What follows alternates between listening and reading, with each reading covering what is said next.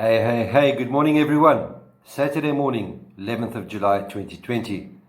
A beautiful day outside, very strong wind, prefrontal winds that are coming up. We've been informed that there's a huge cold front making its way to us. But we'll see. Needless to say, you can see it's a lovely day because I've got no jacket on or jersey on.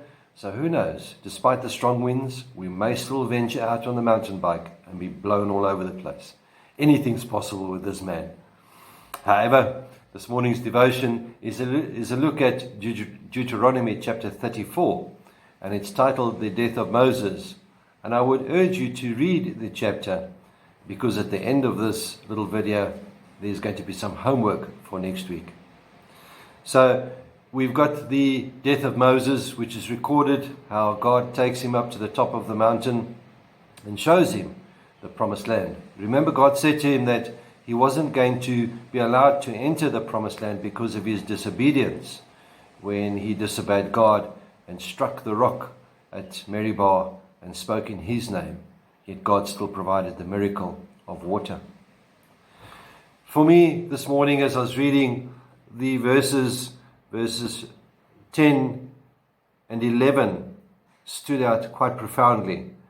And I'll read verse 10 and 11. It reads, "Since then, no prophet has risen in Israel like Moses, whom the Lord knew face to face, who did all those miraculous signs and wonders the Lord sent him to do in Egypt, to Pharaoh and to all his officials and to the whole land." The Lord knew him face to face. Moses spoke with God face to face. And even despite the discipline that God gave Moses never turned away from God. He didn't run away. He didn't resent God. I don't think he was embarrassed about it because he knew what his mistake was. God was his best friend. God knew him face to face.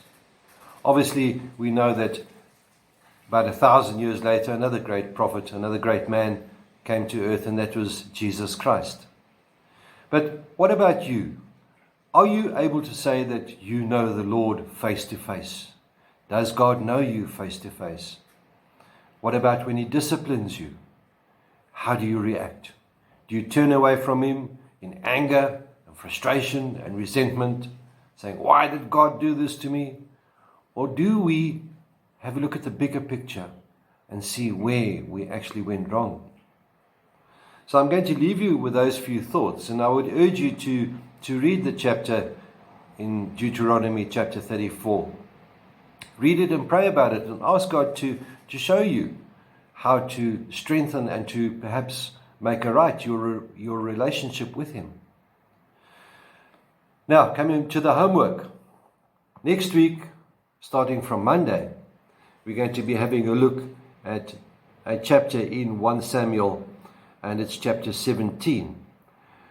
However, I would urge you to read 1 Samuel chapter 16 and 17. And from Monday, over the next few days, we'll be having a look, particularly at a few characters, but also at one thing that stands out so significant.